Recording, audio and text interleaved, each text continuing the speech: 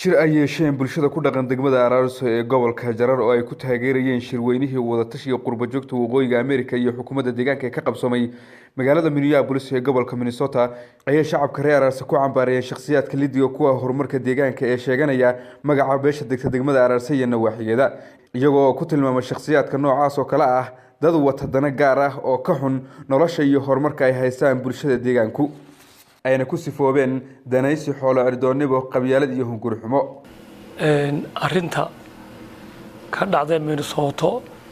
oo aanu taageersanahay shirka Minnesota ka dhacay ee dawladdu ay qabatay si buuxda oo kalsooni leh oo hadii la yiraahdo shacab iyo odayaalba ayaa ku taageersanahay bismillaahir rahmaanir rahiim magacayga Sultan Xasan baan leeyahay wada dhaqameed baan ahay waxaan taageersanahay shirkaas Minnesota ka dhacay waxaan kaloon ka horjeednaa oo diidanahay cambaaraynayna khadar jigre iyo inabade waxaan cambaaraynaa oo ka horjeednaa waxa ay wadaan inuu wax khalad ay yahay oo aan taageersanayn hadii aan odayaasha Araarso deegaanka Araarso ka tirsan hadaan nahay magaca jidwaaq inay nimankaas ayna metelin oo ay nimankaasi niman danaystayaal ay yihiin oo danta ummadda iyo dadka shacabka iyo kadila shacabka Itoobiya iyo shacabka kilalka shanaad ee dawladda iyo shacabkooda inay nimankaas metelin baan aadiyaan cadeynayna cambaaraynayna annagoo odayaasha degmada Araarso odayaasha oqalada culimaaddinka dhalinyarada waxgaradka hooyooyinka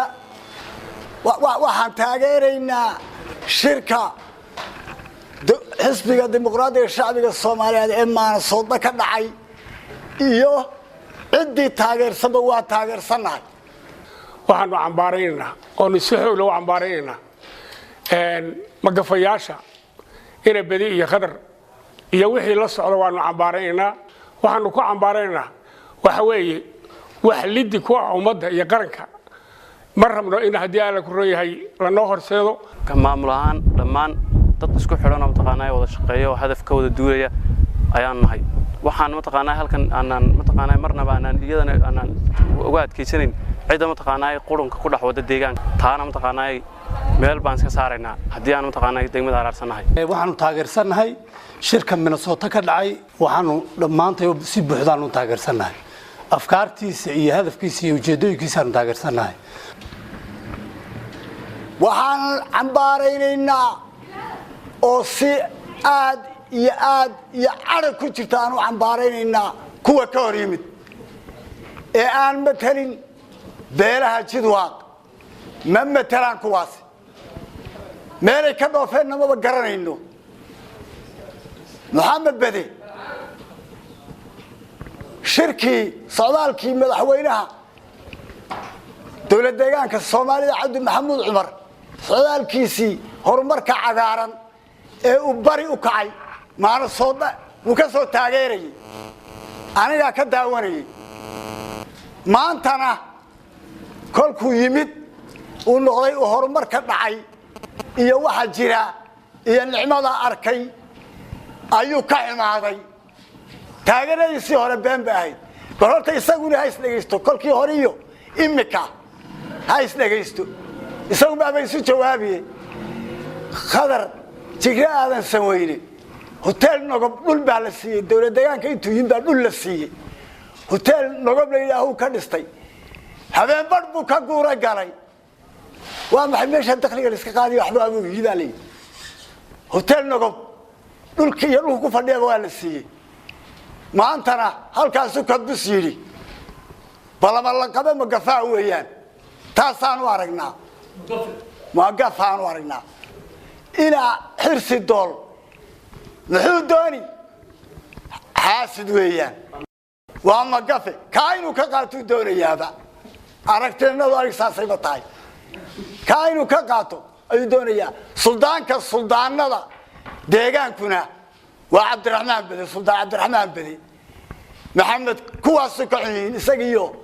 Umar xirsi dool labadaas ka xiyeen waanu aragnaaba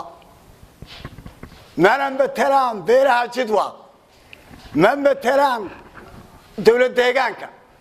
ما مثلان حسبك ديمقراطية شعبك Soomaaliyeed Minnesota ka dhisana ma matalaan dhanka kale shacabka degmada Araarsa ayaa taageeray horumarka baaxadda leh ee ka hana qaaday guud ahaan deegaanka Soomaalida Itoobiya gaar ahaan degmada Araarso iyo nabadgelyada buuxda ee haystaan iyagoo uga mahad celiyay xisbiga iyo xukuumadda hirgelisay waxaan halkan ka cadeynaynaa dawladda deegaanka Soomaalida Itoobiya in horumar waara oo muuqda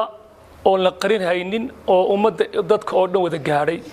إلا هير قبلة يا إلا هير دقمو يا إلا هير كلل يا إلا هير قبل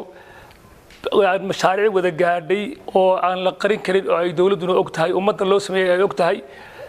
سيدا إسكولاتك سيدا عافيماتك سيدا هديلة هيدا هذا بيرها سيدا حول القتلة وحكست أول يعني مقارنة أي شعبك وبهايهين إن لو قبتي حسبك الديمقراطية الشعبية الصومالية دولة ديغانك إثيوبيا horumarka uu ka qabtay deegaanka Araarso kaliyeed 60 barkadood oo mandar baa loogu sameeyay barkado oo dawladdu u qotay kuwada iyagu hore u lahaayeen gidhiga ma kuwa ay dawladdu u sameysay 6 riig ayaa degmada Araarso ee 6 jirka ay degmanimadeedu tahay 6 riig baa laga qoday qabaleeyo biyo galin laba jira dugsiyaal hoose dhexe kuwa mandar aan lahayn ma jirto qabalay aan lahayn ma jirto xisbigu wuxuu qabtay wax laga sheekeyn kara ma ahan Araarsaanu nahay shalay anagu waxaanu ahayn waxba yahay baanu ahayn qofka yaga dhalasha ee macnaha ku foolata baadiyaha jid la'aan iyo ambalaas la'aan ayay u dhimanaysaa iyo dhiigbax imika laakiin 24 saac de waa naloo shaqeeyaa waxaana noo shaqeeyaa xukuumadda aad iyo aad aan u soo dhaweynayno raacsanahay kana midna aanu nahay sababta ay tahay waxa la yiraahdaa bariya sacab lagu ma qarin karo laameedii baa tan ah biyihii baa kan ah telefoonka 24 saac baa kan ah waxa weeyaan anaga nimcadayadii leeydkii baa kan nimcadayadu cirka madow bay gaaraysaa anigu qadada intaan ka kariyay Araarso yaan ashadina jijiga ka soo iibiyay bariya waxa jirtay aan u dhixi jiray macnaha dhagax buurna ka soo baxo oon Araarso u hoyda aroortina anigu jijiga ku hoyan jiray habeen dambe oo kale biyo gelintii baa tan ade laamidii baa tan ade laamidan maxay ku timidde ciyaar mayna ku imaninde وحيارة كنت من مشرتدي تلفون كافر لا تنكسر عابة شوقة لير كافر لا تنكسر عابة شوقة بيجي قلنتي باتنا هو الحمد لله رب العالمين